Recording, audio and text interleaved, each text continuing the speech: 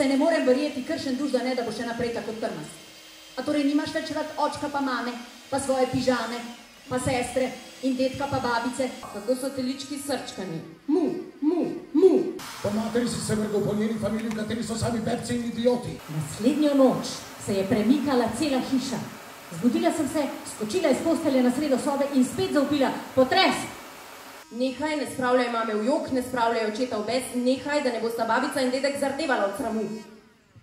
A vidiš, sine, ti si naše edino in veliko upanje. Stopiti je treba na mesto tistih, ki so odšli. Dedek je mrtev.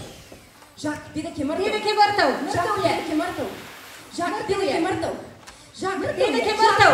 Žak. Janet! Z Bogom, sin prase in prasice. Ah, nehvaležnež. Kaznovala te bom. Rad bi pel, če bom pel. Ne boš.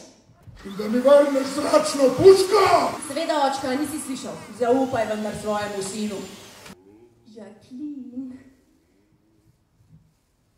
Jacqueline.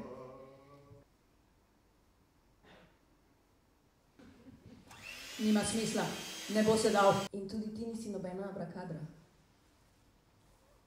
Jasna stvar.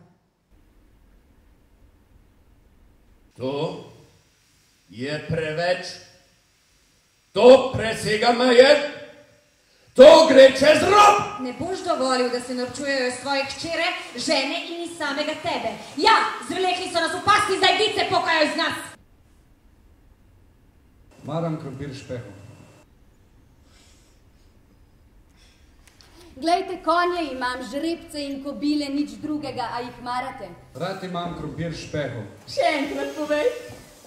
Rad imam krompir. Še enkrat povej. Rad imam krompir. Še enkrat. Rad imam... Zdaj pa dovolj.